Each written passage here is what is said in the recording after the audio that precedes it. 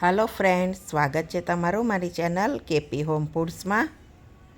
Friends, તો આજે આપણે બનાવીશું સુરતી પાપડી અને મુઠિયાનું શાક. તો તમે જોઈ શકો છો બહુ સરસ બને છે. આ એકલું પણ બહુ સરસ લાગે છે, પૂરી કે પરોઠા સાથે પણ બહુ સરસ લાગે છે. તો આજે આપણે એનું શાક બનાવવાના છે. તો ચાલો આપણે રેસીપી શરૂ કરીએ. સૌથી પહેલાં આપણે મુઠિયા બનાવવા માટે અહીંયા મેથી લઈ લઈશું. મેથી મેં અહીંયા ધોઈ અને સરસ કોરી કરી લીધી છે.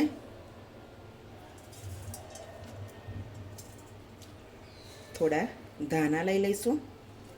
ધાણાને પણ મેં ધોઈ લીધેલા છે. હવે એમાં એક વાટકી જેટલો જુવારનો લોટ લઈ લઈએ. તમારી પાસે જુવારનો લોટ ના હોય તો તમે મકાઈનો કે ઘઉંનો કકરો લોટ લઈ શકો છો. અહીંયા એક વાટકી ચણાનો લઈ લીધો છે. 2 ચમચી જેટલી સોજી,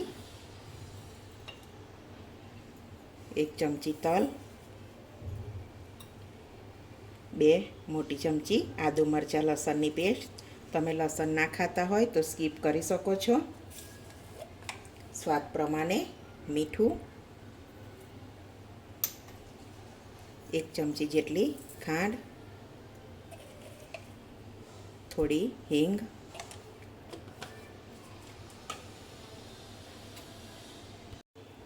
એક ચમચી જેટલો લીંબુનો રસ અને 2 થી 3 ટેબલ સ્પૂન જેટલું તેલ લઈ લઈશું. 1 પિંચ જેટલો સોડા, 1 ચપટી જ લેવાનો છે. બરાબર મિક્સ કરી લઈશું. થોડો અજમો લઈ લઈશું, થોડી હળદર. બરાબર મિક્સ કરી લઈશું.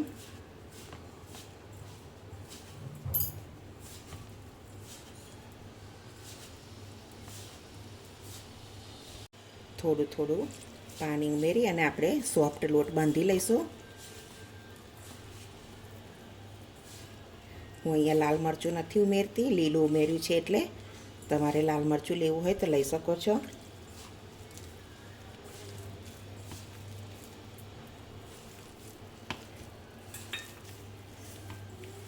સોફ્ટ એવો લોટ બાંધી લઈશું.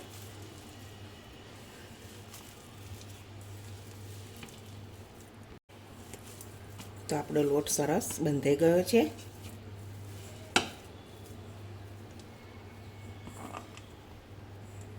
હવે આપણે થોડું હાથમાં તેલ લઈ લઈશું.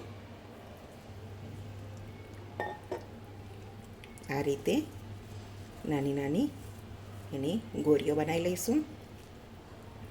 નાની જ બનાવવાની છે કે રોટલીના બટકા સાથે સરસ અંદર આવી જાય એવી.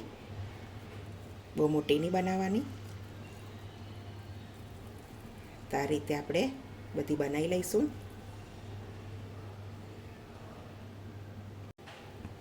તો આ રીતે આપણે બધી ગોટીઓ બનાવી લઈશું.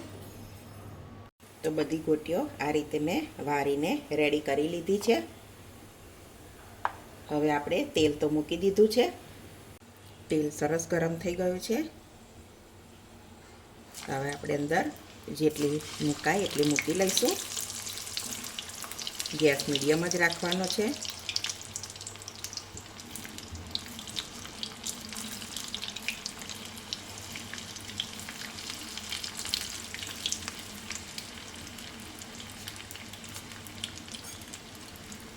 આ રીતે એને ફેરવી લઈશું. ધીમા ગેસે તરીશું એટલે સરસ ઉપરથી બ્રાઉન અને અંદરથી સરસ ચડી જશે. કાચા પણ નહીં રહે, એકદમ ક્રિસ્પી થઈ જશે.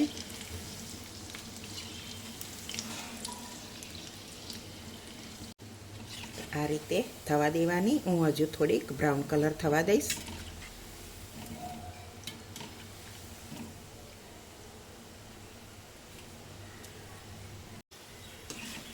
તો સરસ કલર થઈ ગયો છે. તો આપણે કાઢી લઈશું.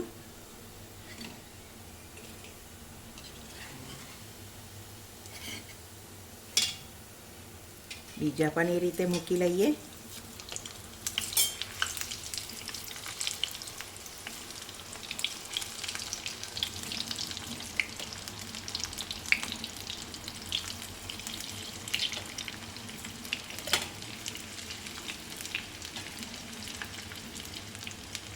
એને પણ આપણે એ રીતે તરી લઈશું.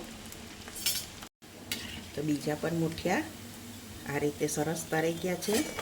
તો આપણા બધા જ મૂઠિયા તરીને રેડી કરી લીધા. તો આપણે બધા મૂઠિયા આ રીતે તરીને રેડી કરી લીધા છે. તો એક કુકર લઈ લઈશું. એમાં આપણે થોડું તેલ ઉમેરી દઈશું, 3 થી 4 ટેબલ સ્પૂન જેટલું. તેલ સરસ ગરમ થઈ ગયું છે. તો આપણે 2-3 સૂકા મરચાં, થોડી હિંગ,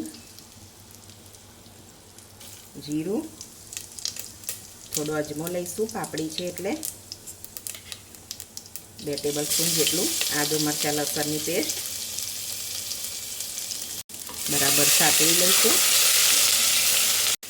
થોડી હળદર, 1 ચમચી લાલ મરચું, ધાણા જીરું.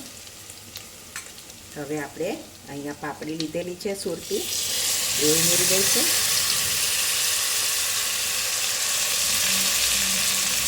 સ્વાદ પ્રમાણે મીઠું બરાબર મિક્સ કરી લઈશું.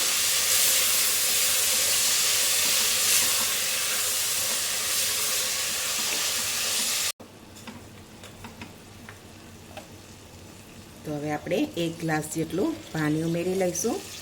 અહીંયા આપણે પાણીનું પ્રમાણ થોડું વધારે લેવાનું છે કે પછી આપણે અંદર મૂઠિયા ઉમેરીશું એટલે બધું પાણી ચૂસાઈ જશે. કુકરનું ઢાંકણ બંધ કરી અને 2 થી 3 વિસલ કરી લઈશું. અહીંયા થોડું એક પેનીમાં તેલ લઈ લીધું છે. તેલ ગરમ થઈ ગયું સરસ. તો હવે અજમો લઈ લઈશું, અડધી ચમચી આદુ મરચાંની પેસ્ટ અને થોડી મેથી લઈ લઈશું. બરાબર સાતળી લેવાનું.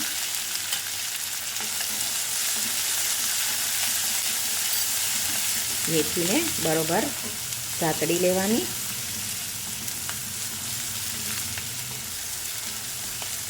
તો મેથી આપણી સરસ સાતળાઈ ગઈ છે. તો અહીંયા મેં 1 નંગ ટામેટું લઈ લીધું છે.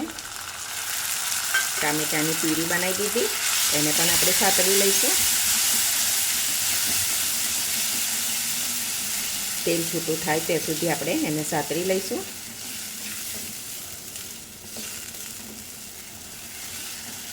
થોડું સ્વાદ પ્રમાણે મીઠું ઉમેરી લઈશું, થોડું ધાણા જીરું, લાલ મરચું, થોડી હળદર બરાબર મિક્સ કરી લઈશું.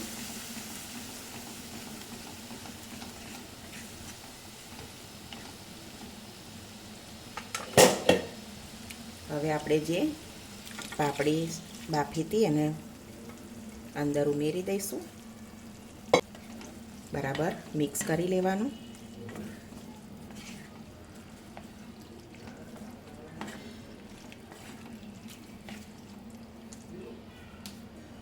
થોડો ગરમ મસાલો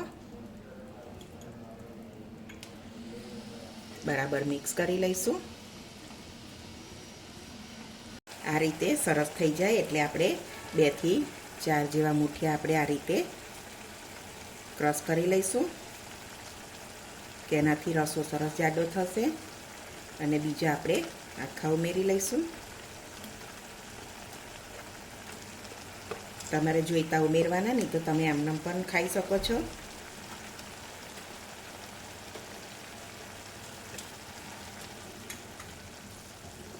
બરાબર મિક્સ કરી લઈશું.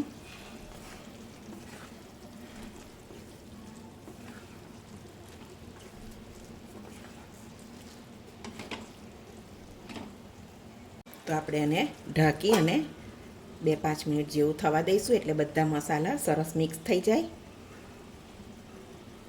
તો આપણે જોઈ લઈશું શાક થઈ ગયું હશે. તો સરસ શાક આપણું બનીને રેડી છે, તમે જોઈ શકો છો. તો થોડા આપણે ઉપર કોથમીર ઉમેરી લઈશું અને ગરમા ગરમ શાકને આપણે સર્વ કરી લઈશું.